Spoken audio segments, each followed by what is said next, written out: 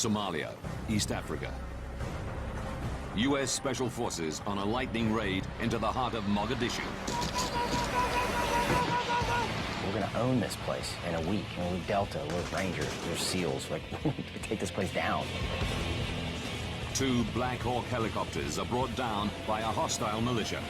And at that point, we all knew that the mission had changed. 99 U.S. soldiers are trapped in the city overnight as armed Somalis close in on their positions.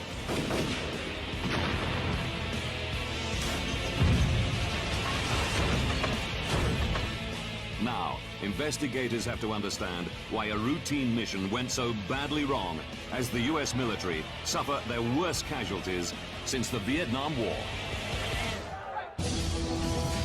Disasters don't just happen. They're triggered by a chain of critical events. Unravel the clues and count down those final seconds from disaster.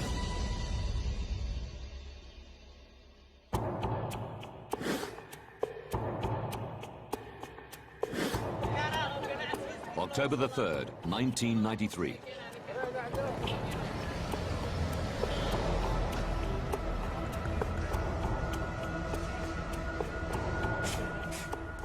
Task Force Ranger, an elite American team of 160 soldiers, are waiting to be briefed on their next raid into the lawless capital of Somalia. Get it on! Their ultimate mission is to capture or kill rogue warlord General Mohammed Aidid and bring his rebel clan to heel.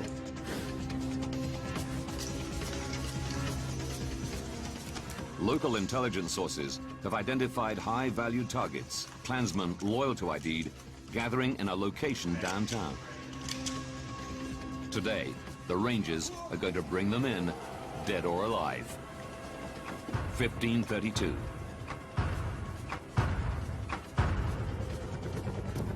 From their base inside the city airport, Black Hawk and Little Bird helicopters take off laden with Ranger and Elite Delta operators.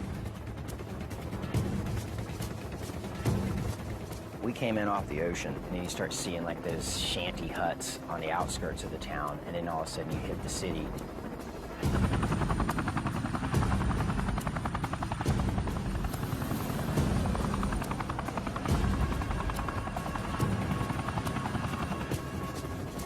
In Black Hawk Super 6-4, they prepare themselves for the assault. Matt Eversman is a 26-year-old sergeant, leading his men for the first time. All of a sudden, the helicopter pilot, informed us that we were going to make the assault. This emotional rush of adrenaline, and we're going to go from 2,000 feet or so above sea level down to 40 feet. And I mean, it's the most incredibly exciting, scary ride that you could imagine. The target of the raid is a 3-story building in the hostile heart of Mogadishu. The assault team expect to be in and out in about 30 minutes. Our plan was to establish a cordon around that building, and then we would bring the Delta people in the smaller helicopters right in on top of the building, and we would go in and capture those people. 1542. When in position, the Rangers will fast rope down from the hovering Black Hawks. They are divided into 4 teams known as chalks. Each chalk is to secure a different corner of the building. The problem is you couldn't see anything. Dirt and dust everywhere, and it's spitting up everywhere, and it's swirling into the aircraft, and you're seeing all this dirt swirl, and you're just getting glimpses of rooftops, and you don't know where you're at. In Chalk 4's helicopter, The pilot says, we're in the wrong spot. We've stopped short of where we were going to insert you. And with that, the ropes were thrown from the helicopter. Chalk 4 will have to move into position when they hit the ground.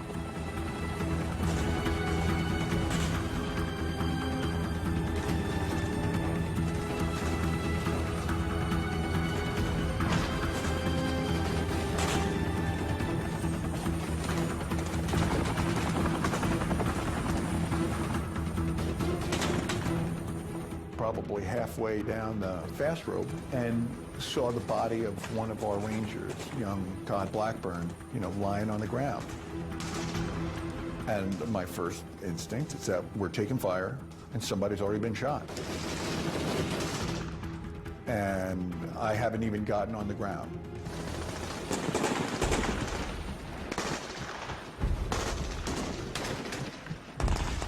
The casualty makes it impossible for them to move. Medic turns to me and says, he didn't get shot, he fell. Lost control. At the time I thought he was dead.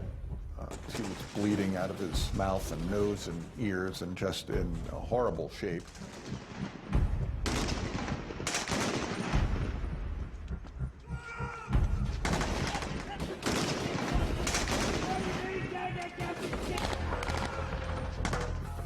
Chalk 4 need to get to the target building to protect the rest of the assault force.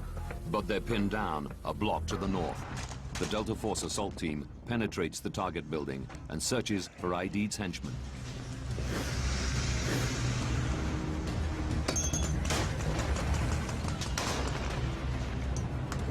At the same time,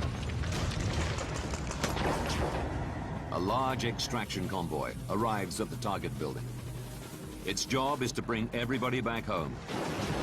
The Delta and Ranger teams and their prisoners.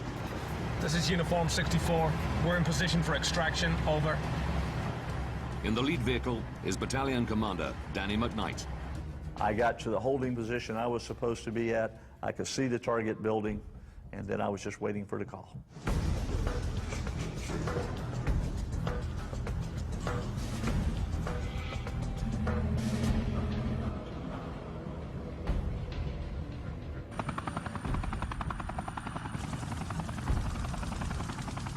The Black Hawks offer surveillance and fire support.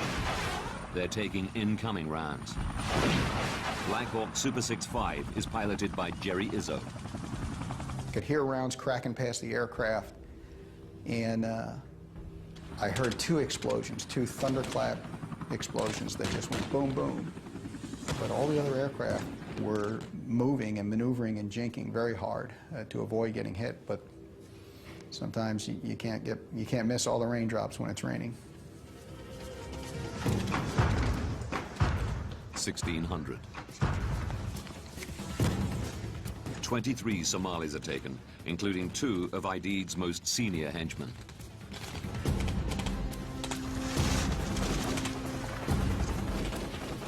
The force prepares to pull out with the prisoners.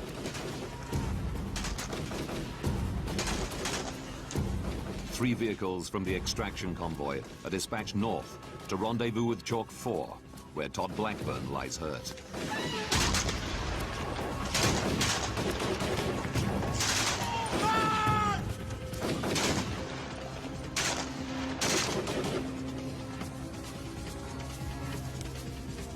From his position in the Joint Operations Center, Raid Commander Colonel Jerry Boykin watches the mission on a live feed from Black Hawks hovering above the battle. Colonel McKnight, go ahead and take the detainees and take them back to base. Roger that. They captured the people they went after very quickly with relatively little resistance, and were ready to extract them quicker than I had expected, actually. That mission was done. We were already thinking about going home. Like I'm thinking, wow, man, we were combat veterans. It's crazy. I wonder if they're going to give us a badge, and that's what we're all thinking. It's time to go home. But as the assault teams wait for the signal to extract, more Somalis converge on the target area. I was far away from that place, and I came running there. I saw so many injured people and a scene of great disaster. It was a massacre. I couldn't count the corpses. That destruction didn't just affect me physically, but also affected me mentally. I saw it with my own eyes. We're in a fight. We're in a heavy fight. It is a unbelievably deafening cacophony of sound.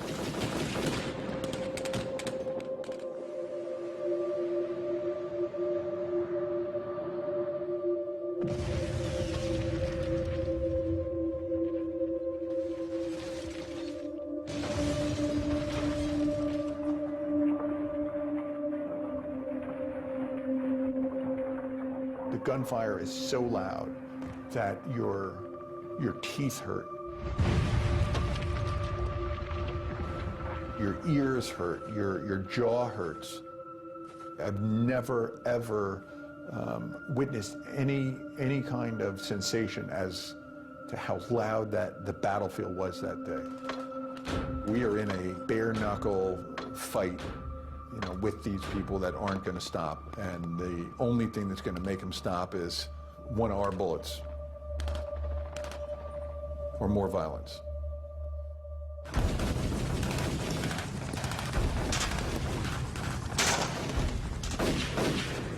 In the sky above, the circling Black Hawks are also in trouble.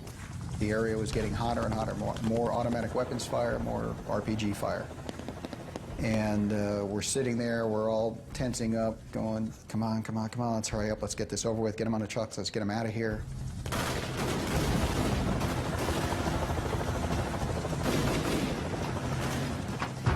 (1620).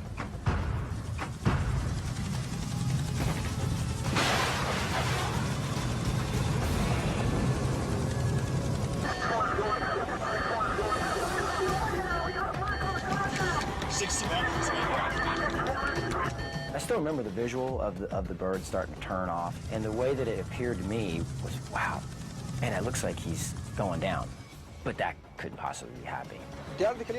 I saw it with my own eyes. I was extremely excited and happy when I saw the Black Hawk crashing. I looked up and I saw pieces flying off this Black Hawk, and I just saw it twisting and spiraling.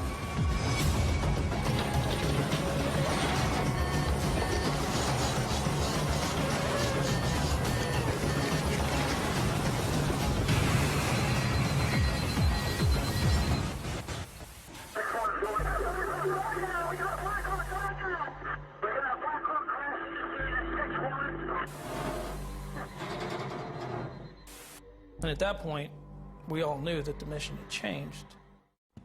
The Black Hawk has crashed 3 blocks northeast of the target building. Crowds of Somalis race towards the crash site.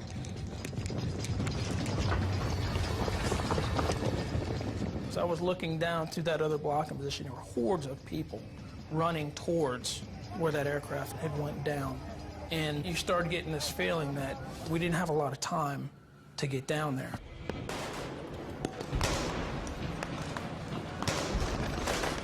The extraction convoy is diverted straight to the crash site.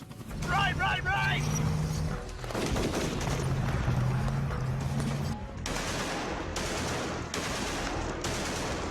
En route, they pick up some of the out-of-position Chalk 4. Roger, I do have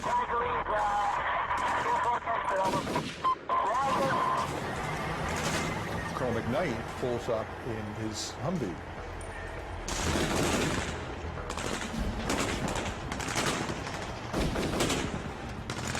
So we load all of our men up, get on these vehicles, and start to head out towards this crash site.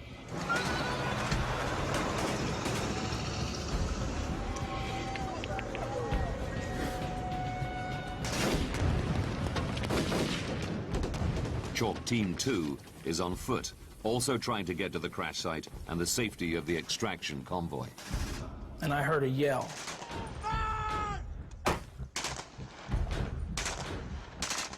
And what I just seen was Earl Fillmore, Delta operator. He was just shot in the head, and another round had struck Lieutenant Lechner in the shin.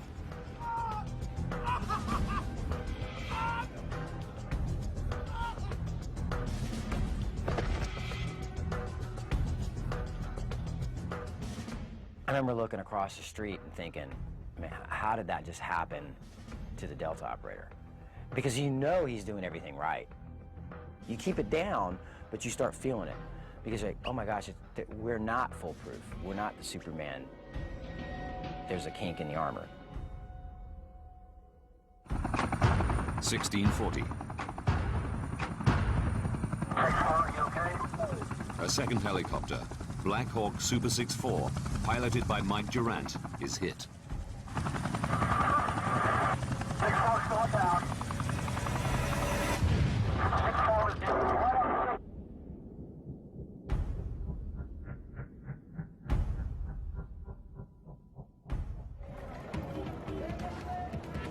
Hostile crowds begin moving towards the second crash site.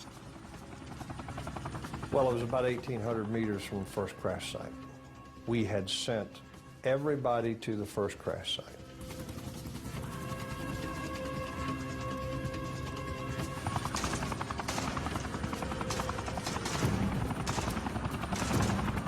I don't think would have ever entered our mind that we could lose 2 in one day. 2 Delta snipers, providing fire support from another chopper, request to be dropped at the second crash site to protect the injured crew. There was nothing to support them with. It would be 2 guys against an unknown number of Somali militiamen. I had to deny. Their chances of coming out alive were not good.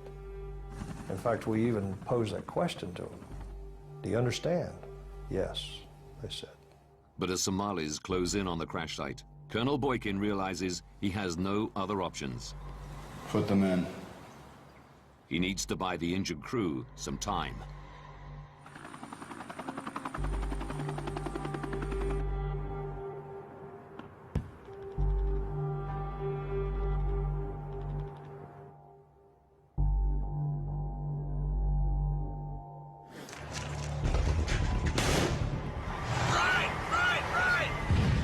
The main convoy is still trapped in the maze of streets. Unable to get to either crash site. We go through this hellacious fight and the situation I described with these Somalis on both sides of the street shooting at each other. One of our lead vehicles was moving up a road. RPG flew over the hood.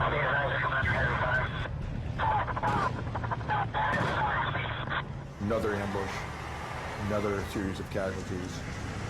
We're probably as close to non-mission capable as we can, given the casualties and our status.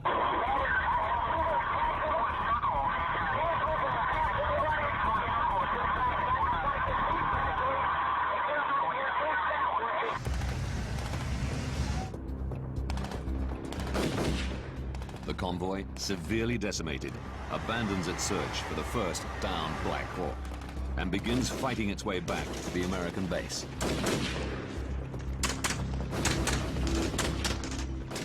The injured pilot of the second downed Black Hawk, Mike Durant, is defended by just 2 Delta snipers, Randy Shugart and Gary Gordon.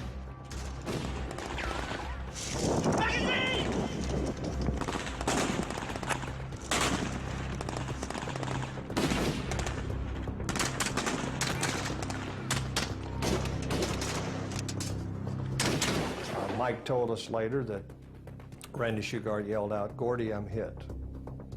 And then his gun went silent.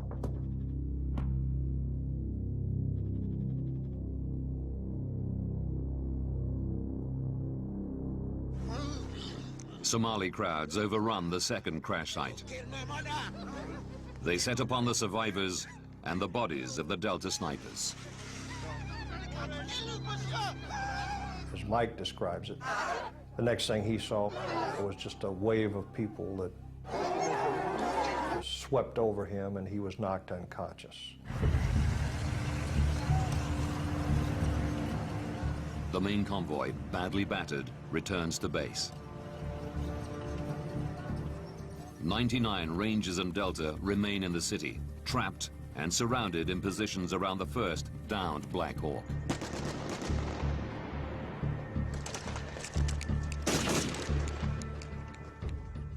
As darkness descends, The men are forced to find shelter off the hostile streets.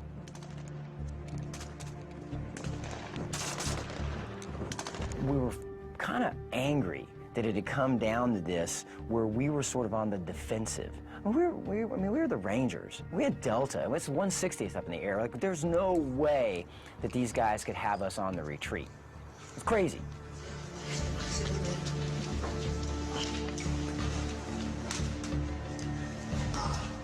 It only takes one grenade to be thrown into that room, and everybody in the room would have been killed. It's a scary mental state to be in when, you know, you very well might not live through the night.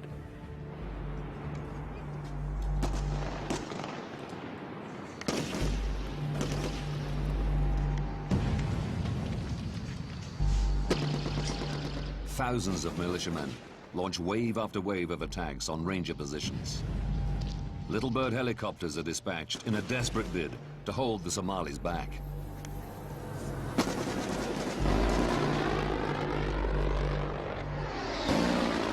Whenever the Little Birds would come over and they do their gun rounds, it would light the sky up, much like lightning. And the rockets would sound like thunder, and you would have brass raining on you.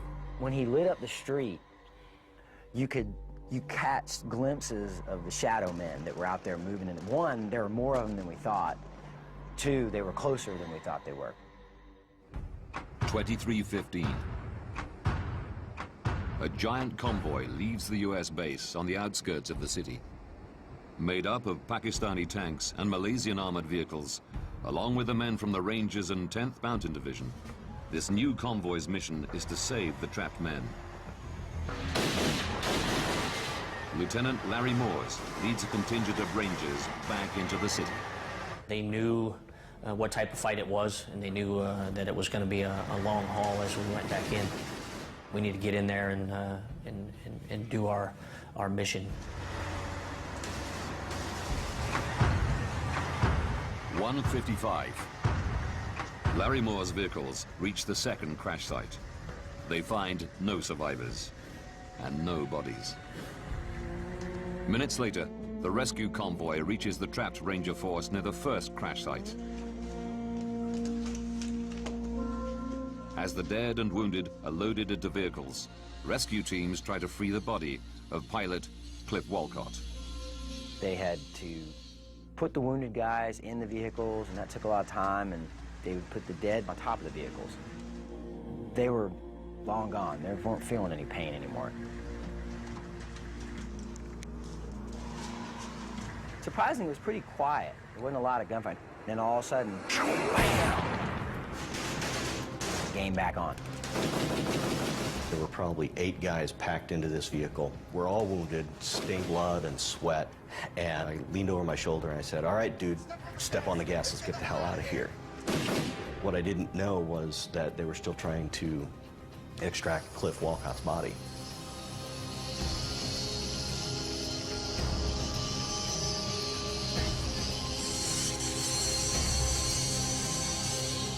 No one was going to leave until we got them out of there. So they stayed until they were able to pull the airplane apart. 5:42. The rescue convoy is finally ready to leave. But with the vehicles packed with 10th Mountain and UN forces, as well as casualties, not all of the Rangers can fit on board. The small band of Rangers who haven't been injured in the battle have to travel on foot. It was unthinkable. In theory, we're supposed to run beside the armor in order to be shielded. As soon as we started down the first block, the armor left us. A band of Rangers and Delta operators have to run what becomes known as the Mogadishu Mile, all the way to the UN-controlled football stadium. Miraculously, there is no further loss of life. I watched a 5-ton truck come back in on the airfield, and there were bodies in that truck, dead and wounded. I walked over to the truck to help lower the tailgate, and when the tailgate came down, blood poured out the back of it. So from an emotional perspective, it was a devastating blow to me to see those people who I was responsible for. 18 U.S. soldiers are dead and 84 injured. Black Hawk pilot Mike Durant has been taken hostage and is being held in an unknown location. Mike Durant, U.S. Army. Estimates of Somali fatalities range from 500 to 1,000. TV pictures of dead U.S. soldiers being dragged through the streets of Mogadishu provoke shock and outrage in America. Now, by rewinding the events of that day, we can reveal how a poorly organized and badly equipped militia was able to take on some of the best trained soldiers on the planet. Move!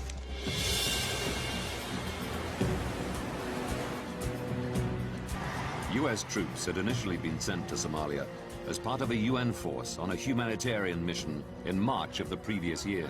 Their task was to protect and distribute supplies in Operation Restore Hope. Let's make sure the crowds aren't jumping on, stealing the grain. They're getting a little more unruly every day, so we need to go out there and provide security.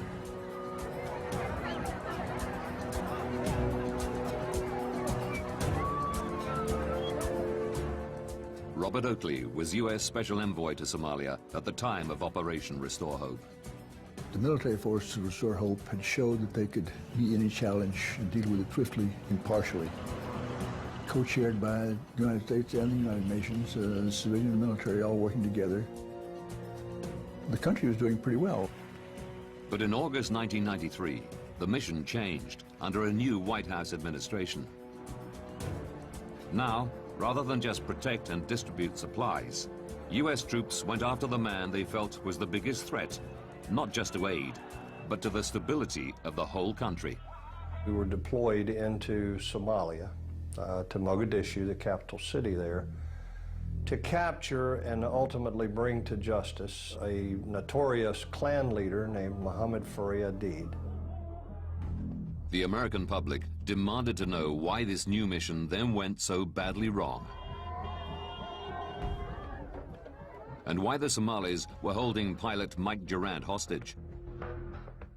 Oakley was sent back to the country in the aftermath of October the 4th and was instrumental in securing the release of captured pilot Mike Durant. And new brothers and Task Force Ranger, freedom never tasted so good.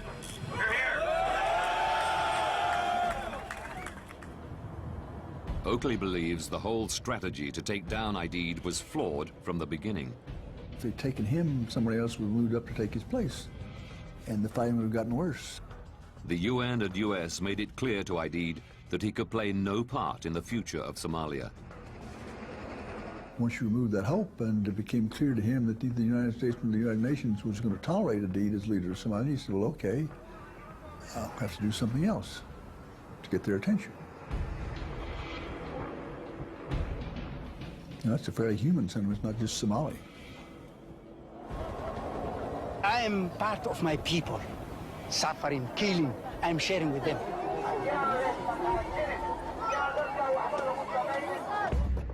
Mark Bowden, author of best-selling account Black Hawk Down, interviewed many of the Rangers and Delta soldiers that were there that day, as well as members of Aidid's militia. I think the Somali people were still divided in the spring of 1992. There were many who welcomed the presence of the UN, who were hopeful. When they first entered the country, they brought aid. We welcomed them, and we waved flowers. By summer of 1993, this mixed picture had changed. One event back in July brought people together from across clan lines.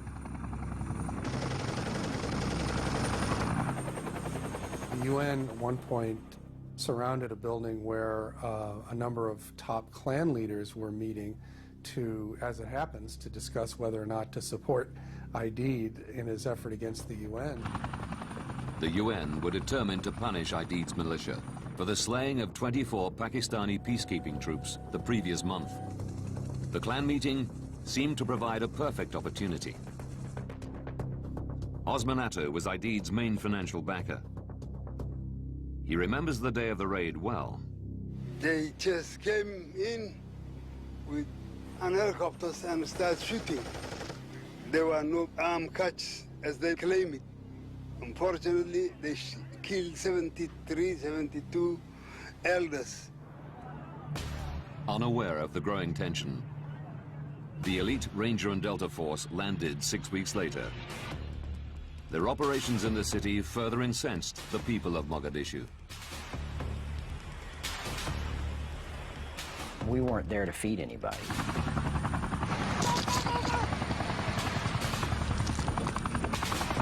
Put them on the ground! Can you imagine just hanging out there and all of a sudden helicopters come in and rope in and dudes come in and start kicking in your door and telling you to get down, do this, that, do that? I'd be surprised if anyone didn't want us out of there. With heightened tensions on the streets of Mogadishu, any Ranger operation would rely on accurate intelligence. Robin Horsfall is one of the youngest soldiers ever to be accepted into the SAS regiment, Britain's Special Forces. A veteran of countless IRA encounters on the streets of Northern Ireland, and of the 1980 Iranian hostage release mission. And Horsfall believes that against this background of rising hostility, there were a number of key tactical mistakes made, starting with the assault plan itself. The assault plan on the building was fairly simple. The Black Hawk helicopters came in and the Rangers fast roped down on 4 different corners around the target building. At the same time, Delta Force came in on the Little Bird helicopters, jumped out the helicopters and carried out the assault on the main building. It was a plan that could rapidly be put into action any time General Aidid and his henchmen showed their faces. Task Force Ranger needed an immediate action plan. They needed something that they could use at a moment's notice to deploy quickly onto the ground.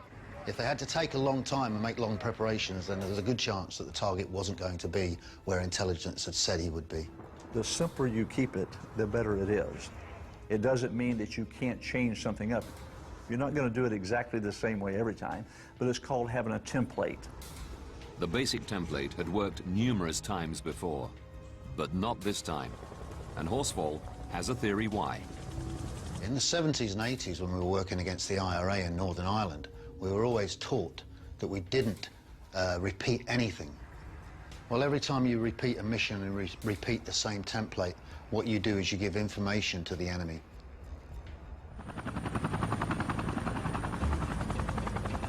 It meant once the militia knew where the Rangers were heading, they were ready. As the Ranger chalks inserted, Battle Overwatch relayed reports of militia massing in the target area. They told us that there were people on the objective. They'd seen heavy weapon systems. They'd seen machine guns. They'd seen people, so they knew we were coming. So this was going to be a little bit hotter. Aidid's militia also had a counter-strategy to try to bring down a Black Hawk helicopter, suck in the Rangers to the crash site, and surround the area with hostile militia. Aidid had actually thought, well, if they bring in the helicopters again, if they mount an assault with the same pattern as before, we're going to be prepared for it. We're going to put RPG-7s in the surrounding area and use those to attack any helicopters that are coming in. Aidid should not have been underestimated. We used all the means available to the Somalis to shoot down the helicopter, because helicopters, it was our main enemy. The Ranger Force didn't think a primitive rocket-propelled grenade was capable of bringing down a Black Hawk. It had never happened before, but Aidid had identified a weakness he could exploit.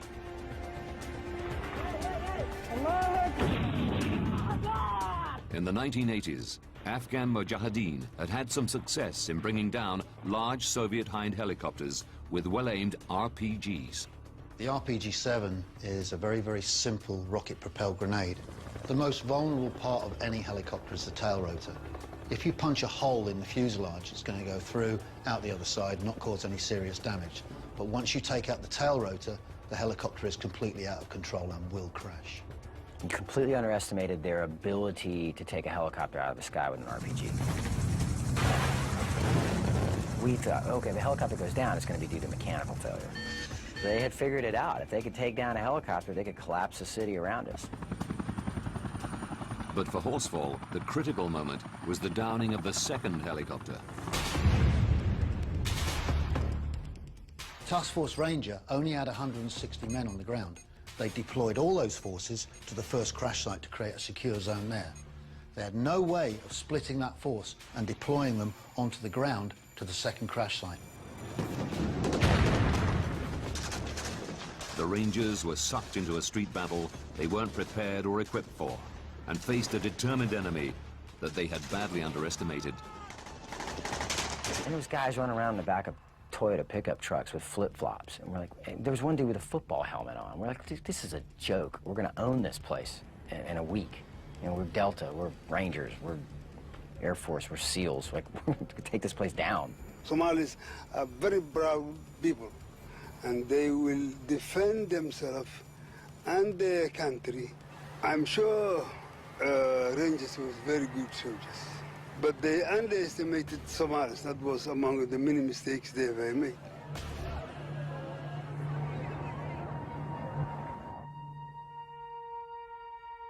The small assault force found themselves in isolated positions in the city, surrounded by a militia fighting on familiar streets. Well, if we look at the target area, for example, we can see here that the buildings are very densely packed together. The chances are you only got enough width for one vehicle to move along these roads. That means that people can drop grenades, fire immediately down on top of you. You can easily be ambushed. Once you get in there as well, it's very easy to get lost. Street fighting is one of the most costly forms of fighting in any kind of war, and most generals try to avoid fighting in towns. Mogadishu has been in an almost permanent state of conflict since the overthrow of President Saeed Barre in 1991. There is no effective government, police, or infrastructure. It's left the streets a battleground. You know, every door, every window, every alley is a threat. They are fighting in darkness. Everything is as enemy. The trees are enemy, the suns are enemy. The poor guys cannot fight with someone in his hometown.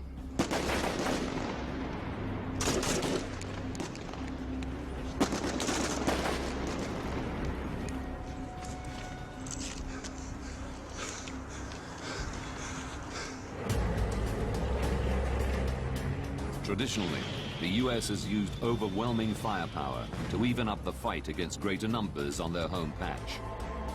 But Horsfall believes that it was exactly these types of weapons that weren't available to the Ranger Force. They didn't have helicopter gunships. They didn't have rockets. They didn't have artillery and armor. And consequently, their decisions to carry out aggressive operations of this nature without those support elements actually made them a very, very weak force on the ground.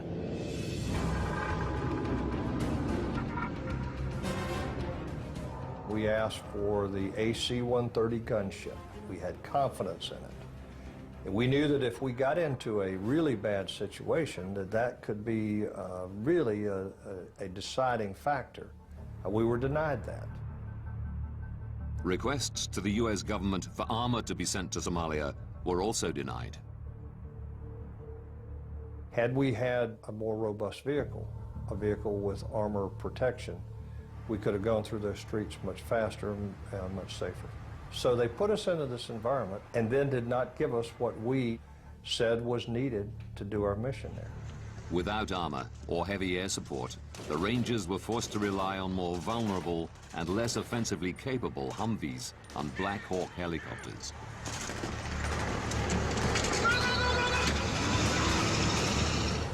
Those decisions made at political levels didn't take into consideration the tactical effect on the ground. Once again, U.S. leadership had made a critical miscalculation of the scale of the task. But it wasn't just those at the top who underestimated the Somalis' ability to mount such a large counterattack. Soldiers on the ground also made critical planning mistakes. The raid was designed to take less than an hour, so they left behind heavy body armor plates, night vision equipment, and even canteens of water. It seems as if everybody had taken loss of their senses, but at the time, it truly was thinking it was for the good of this mission. We'll be lighter, we'll be able to go. I kind of looked at Jeff and I said, okay, what time is it? 2:30. I said, okay, how long do missions last? About 45 minutes. Okay, all right. Now, why are you going to take night vision goggles when it's a daytime mission? Bad idea. Once the night came down, they were left as a very small force surrounded by an enemy with vastly superior numbers. And had they taken those night viewing goggles, they would have had an advantage that could have made a huge difference to the amount of casualties taken. Now, we can reveal the chain of events that led to America's biggest loss of life in combat since the Vietnam War. 68 minutes to disaster. An elite assault force is sent on a raid into a hostile Mogadishu.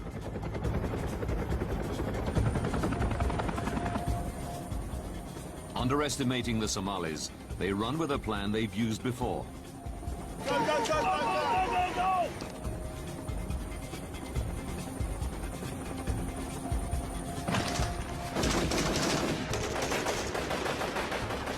40 minutes to disaster. Poor intelligence leaves them facing an enraged enemy who know they're coming. 20 minutes to disaster. The Somalis deliberately target American Black Hawk helicopters with RPGs. 61 is going down. The troops defend the downed aircraft. Seconds to disaster. A second Black Hawk is hit. The ground troops can't defend both sites.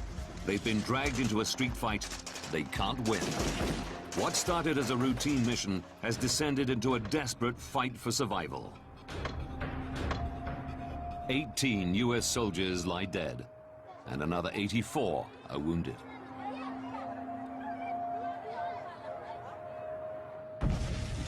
The mission was militarily a success. The targets were captured, and huge losses were inflicted on Aidid's militia. But the Rangers' casualties and TV pictures of bodies being dragged through the streets forced the withdrawal of all American forces from Somalia. When you're sending a group of American soldiers to a place like Somalia, which most Americans couldn't even find on a map in 1993, with the idea that they're, just doing this humanitarian gesture at the behest of the UN, there's a very low tolerance for loss of life in a mission like that. The suddenness of the withdrawal left many in Task Force Ranger bitter. I don't think there was a man there that wasn't angry and disappointed that we were being pulled out. This particular time, on that particular day, it was the wrong call. And it's hard to look at a father of a soldier who's been killed on the streets and, try and make some sense out of it. We knew that we would leave Mogadishu and always regret that we didn't accomplish our ultimate mission, which was to capture Muhammad Aidid. As good as we are, someone's getting killed. Someone's going to die. People are going to get hurt. People are going to be wounded, and you're going to lose folks. When you send them into a combat situation, it's going to happen. You better know that whatever it is that you sent them in there to go do is worth that to you, and that it's worth it to the nation. Today, Somalia remains a battleground of rival clans and is still ravaged by famine. Despite continuing UN and African Union intervention, it seems no closer to a lasting solution to its many problems. brand new Seconds from Disaster examines a Chinook helicopter crash next Monday at 9. Next, it's one of Air Crash Investigation's most extreme crashes.